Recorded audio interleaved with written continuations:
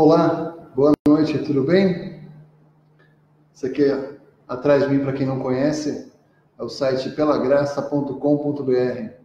Ele você tem aí muitos links com conteúdo cristão, doutrina, evangelho, muita coisa para a gente alimentar nosso espírito, já muito mastigado por muitos irmãos. Aqui a gente tem reuniões cristãs, doenças mentais, que é uma tradução de um livro. Aqui a gente tem Grande Alegria, que são áudios gravados nas reuniões aqui de Limeira, e tantos outros conteúdos preciosos para quem quer aprender um pouco mais do Senhor, das suas coisas. A gente está numa semana bastante importante, bastante tumultuada, e eu juntei aqui alguns pensamentos, eu queria compartilhar com vocês um pouco deles, um pouco do que eu andei vendo, e quem sabe a gente pode se edificar junto. Se alguém tiver alguma dúvida, algum comentário que talvez eu puder ajudar, puder responder, pode perguntar aqui nos comentários que eu estou vendo. Se puder de alguma forma ser útil, por favor, fique à vontade. Essa semana é uma semana de eleição. Hoje, essa semana, nosso povo vai escolher um presidente, um rei, para reinar sobre nós.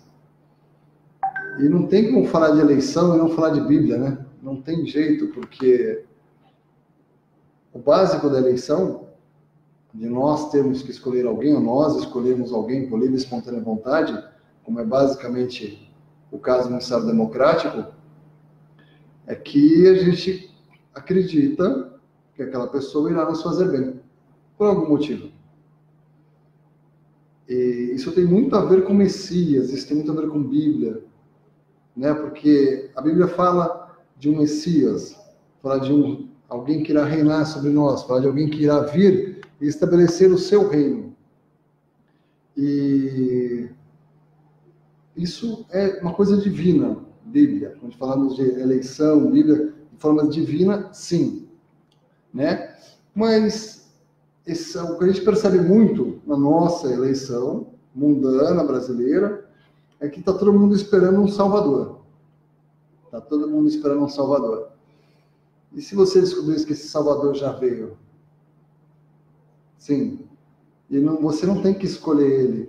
Ele escolheu você. Escolheu a mim. Ele já escolheu há muito tempo. Antes da fundação do mundo. Ele nos escolheu. Para ele. E aí, se a gente está falando de eleição, a gente tem que falar de estratégia. Toda eleição mundana existe uma estratégia.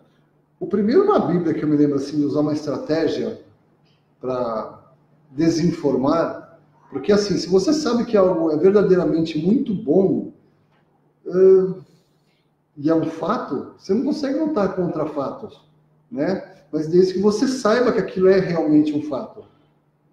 Então tem algo muito desenvolvido já há muito tempo pelos especialistas em política, que é estratégia, né? Mas o primeiro estrategista que diz na Bíblia, ele é melhor que qualquer estrategista humano. Ele é Satanás.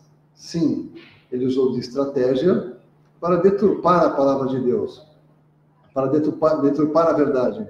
Lá em Gênesis 3 diz assim: ora, a serpente era mais astuta que todas as alimárias do campo que o Senhor Deus tinha feito. E esta disse à mulher: é assim que Deus disse? A primeira coisa, ele começa com chacota, ele começa tentando desacreditar aquilo que Deus disse. E ele só consegue os seus intentos porque no coração de Eva havia algo que aceitava aquilo. Se ela estivesse totalmente com Deus, ela não aceitaria aquilo, talvez, né? Porque o que a gente vê hoje, muitos cristãos, aparentemente, né? Só o Senhor sabe os que são seus, mas o cristão, uma das características do cristão é que o Espírito Santo de Deus habita dentro dele. Então, a Bíblia diz que, como ele habita dentro de nós, ele pode nos guiar por toda a verdade. Porque uma característica do Espírito Santo é apontar para o Senhor. Sim, ele irá apontar para o Senhor. Ele não irá apontar para um candidato, ele não irá apontar para o lado, ele apontará para Jesus. Sempre apontará para Jesus. Então, o que a serpente quis fazer? Satanás ali, transformado em serpente, desacreditar a palavra de Deus, desacreditar aquilo que Deus disse. Estratégia. E nessa eleição que a gente está vivendo aqui, a gente vê pessoas brigando por nomes de pessoas. Ah, é o candidato X? Não, porque é o candidato Y. Não, que é o vermelho. Não, que é o azul. O que tem por trás disso? Será que a gente sabe realmente a verdade? Será que a gente sabe o que é a verdade?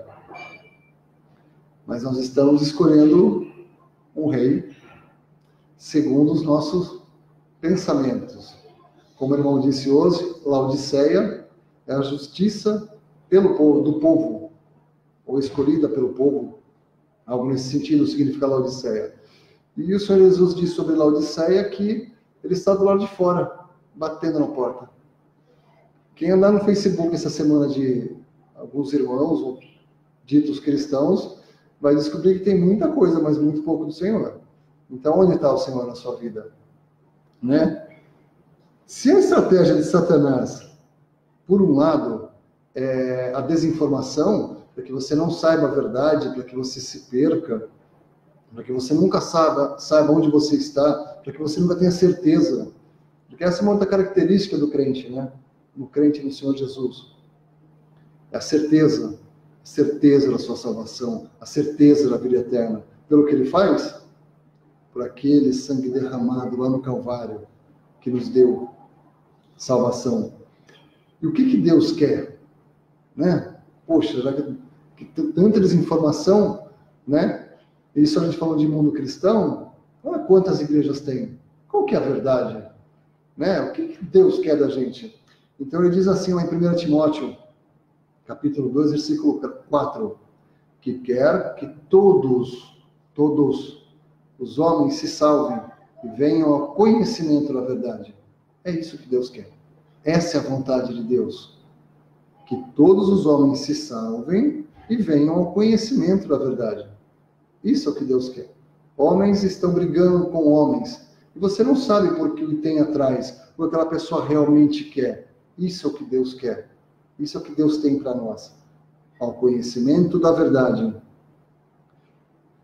Porque quando a gente olha para o mundo, para as pessoas, por mais inteligentes, por mais filosóficas, por mais evoluídas, a palavra de Deus diz que eles aprendem sempre e nunca podem chegar ao conhecimento da verdade. Então, para quem vasculha vídeos no YouTube, para quem estuda, para coisas humanas mais específicas, como engenharia, medicina, pode ser muito bom, mas para as coisas da alma, não tem jeito. Aprendem sempre e nunca podem chegar ao conhecimento da verdade. A palavra de Deus ela é clara. Aquele que crê no Filho tem a vida eterna. Tem a vida eterna. Mas aquele que não crê no Filho não verá a vida, mas a ira de Deus sobre ele permanece. Será que você já não é um eleito de Deus? Será que você já creu no Filho de Deus como seu Senhor e Salvador? Já aceitou de Deus essa tão grande salvação por aquele sangue derramado na cruz, por mim, por você, por todos nós? Tem um outro versículo também maravilhoso para a gente meditar sobre a vontade de Deus, sobre a verdade de Deus.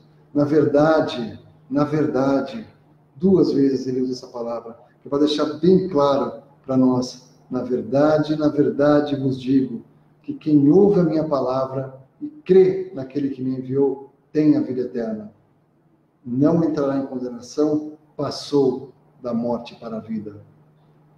Você já ouviu essa palavra? Crê no Senhor Jesus e será salvo. Crê no Senhor Jesus e será salvo. Ouviu? Muito bem.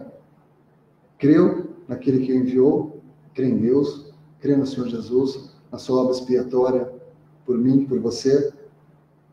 Porque se você ouviu, se você creu, agora você tem a vida eterna. Não entrará em condenação, mas passou da morte para a vida. Se você crê, por que você não tem certeza? E se você tem certeza, por que você não está alegre e satisfeito com isso? Que o Senhor possa deixar esse assunto para a gente meditar no resto da noite. Boa noite para vocês.